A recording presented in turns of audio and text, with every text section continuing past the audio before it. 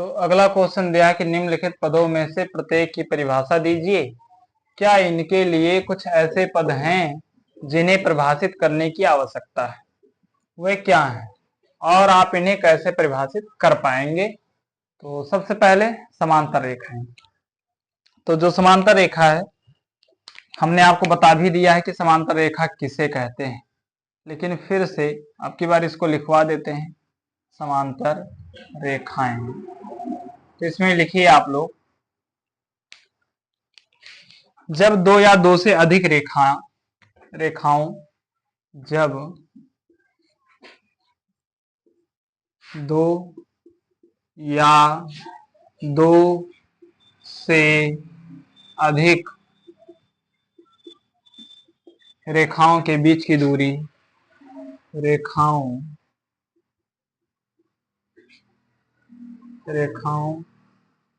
के बीच की दूरी अनंत दूरी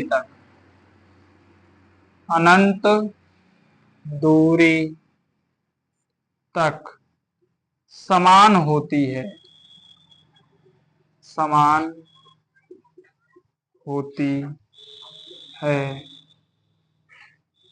तो उसे समांतर रेखा कहते हैं।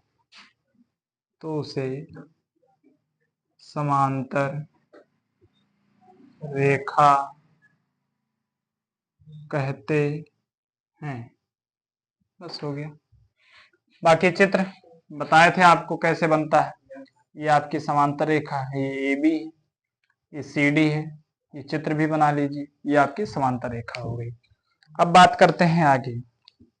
अब आगे आपको लिखना है समांतर रेखा के बाद लंब रेखा। दूसरी क्या है? लंब रेखा। हेडिंग डालो, लंब रेखाएं। तो जो लंब रेखा होती है उनमें परस्पर जो कोण होता है वो कितने का? 90 डिग्री का कोण होता है। तो इसमें हम लोग लिखेंगे कि जब किसी दो रेखाओं, जब किसी एक रेखा पर, जब किसी एक रेखा पर दूसरी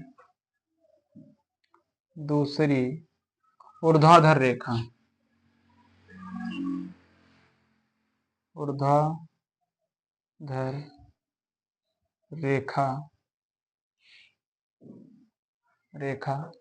खींची जाती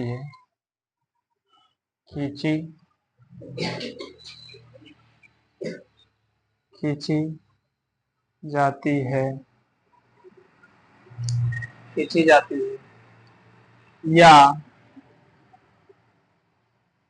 दो परस्पर रेखाओं के बीच, या दो परस्पर रेखाओं के बीच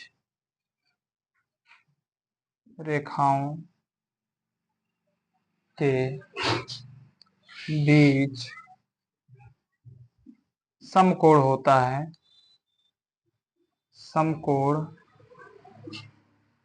है,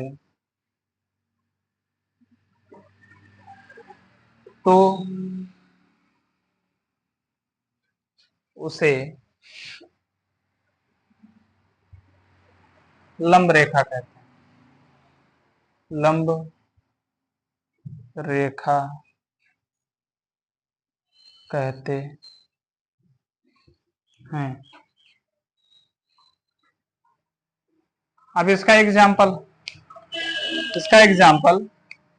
जैसे ये है, ये आपकी क्षैतिज रेखा है और ये जो खींची गई ये ऊर्ध्वाधर रेखा है। ऊर्ध्वाधर मतलब बिल्कुल खड़ा, वो ऊर्ध्वाधर रेखा होती है। अगर जरा सा भी तिरछा हो जाएगा तो उसको तिरछी रेखा कहेंगे। ऊर्ध्वाधर रेखा मतलब क्या होती है? बिल्कुल खड़ी रेखा को ऊर्ध्वाधर रेखा कहते हैं। और अगर रेखा तिरछी हो गई तो इसको तिरछी रेखा कहेंगे, इसको ऊर्ध्वाधर रेखा नहीं कहेंगे। और ये वाली रेखा कौन सी है? ये वाली, ये क्षैतिज रेखा है, ये वाली क्षैतिज रेखा और ये वाली ऊर्ध्वाधर रेखा।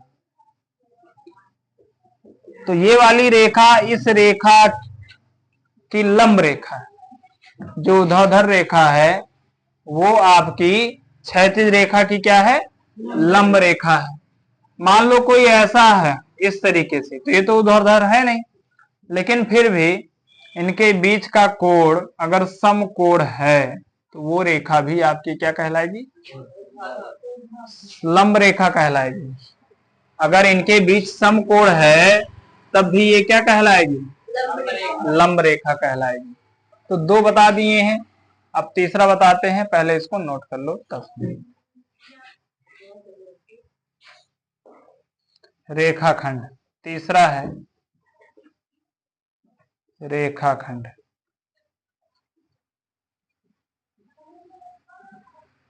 लिखो, जब किसी रेखा के मध्य में, जब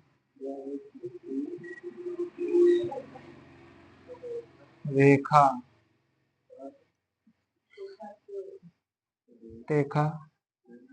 के बीच में, लिखो बीच में, के बीच में, मध्य मतलब होता है कि बिल्कुल बीचों बीच, लेकिन बीच का मतलब होता है बीच, सिर्फ उसके बीच में कहीं भी, बीच में दो बिंदु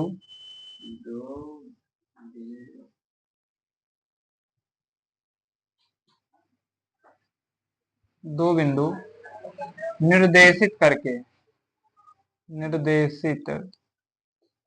निर्देशित माने दर्शाकर, निर्देशित किया जाता है, निर्देशित किया जाता है, तब उस AB रेखा को, AB रेखा को उस रेखा का रेखाखंड कहते हैं। रेखाखंड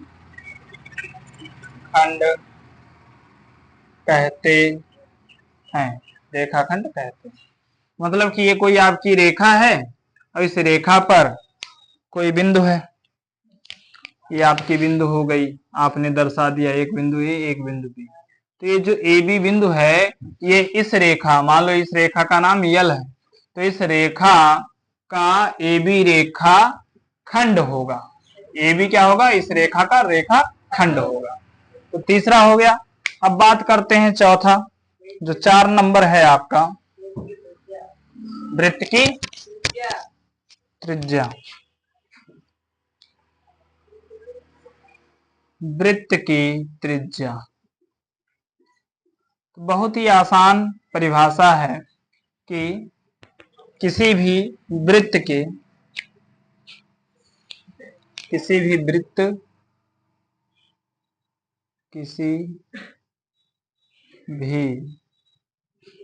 वृत्त का वह मध्य बिंदु,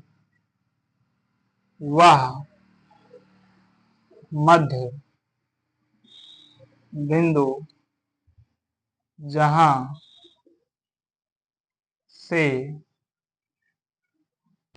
से परिध पर, जहां से परिध पर प्रत्येक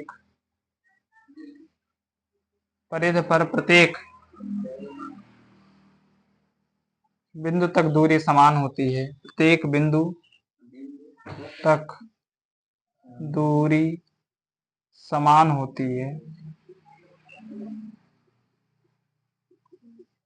है, उसे वृत्त की त्रिज्या कहते हैं, कि त्रिज्या कहते हैं।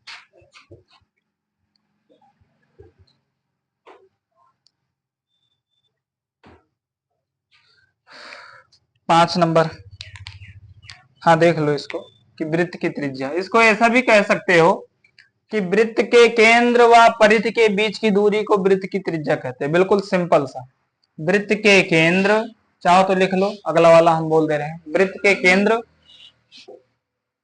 इसकी दूसरी परिभाषा, वृत्त के केंद्र व परिधि के,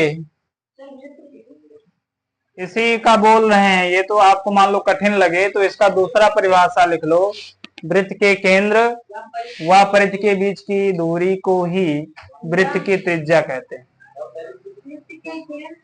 व परिधि के बीच की दूरी को वृत्त की त्रिज्या कहते हैं।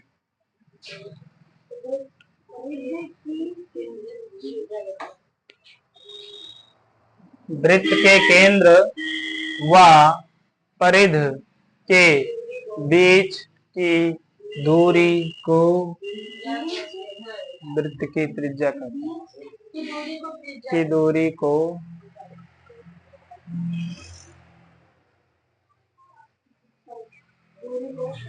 वृत्त की त्रिज्या कहते हैं।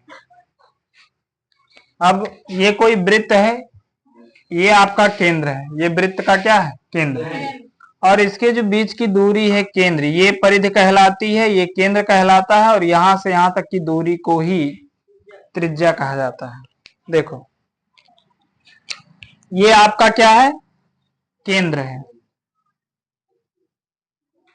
और ये आपकी परिधि है, मतलब ये जितना लाइन खींचा गया पूरा गोला, ये परिधि है। और इस केंद्र से इस परिधि के बीच की जो दूरी हो गई, इसी दूरी को हम क्या कहते हैं? त्रिज्या। त्रिज्या को इंग्लिश में रेडियस कहते हैं, इसलिए इसको आर से दर्शाया जाता है। क्या कहते हैं? रेडियस। रेडियस, इसीलिए इसको आर से दर्शाया जाता है। तो वृत्त की त्रिज्या भी समझ गए। अब हम समझेंगे वर्ग। ये हो गया सबका? ठीक। अब समझते हैं वर्ग क्या होता है।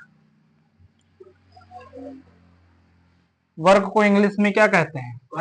स्क्वायर। तो समझते हैं व्हाट इज स्क्वायर। स्क्वायर क्या होता है?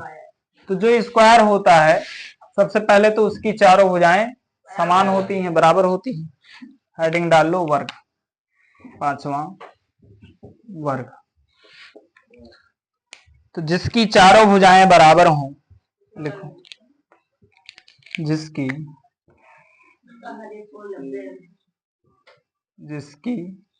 चारों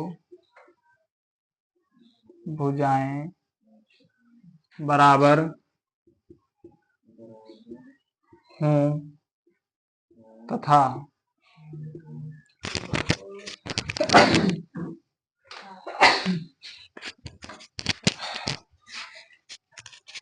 तथा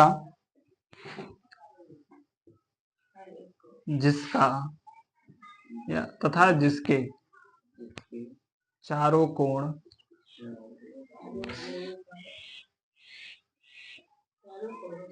समकोण हों,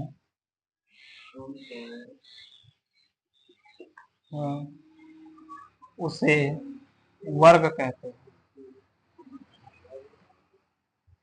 उसे वर्ग कहते हैं।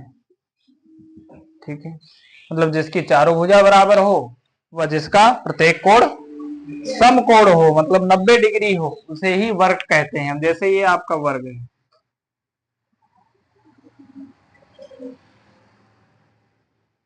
इसकी चारों भुजाएं बराबर हैं, ए बी सी डी। अब बराबर हैं तो कैसे पता चलेगा बराबर हैं? तो बराबर के लिए हम चिन्ह लगाते हैं, ये वाला। मतलब चारों रेखाएं आपकी बराबर हैं। समकोण कैसे पता चलता है? समकोण के लिए ये वाला चिन्ह लगाते हैं। ये आपका सबका सब क्या है?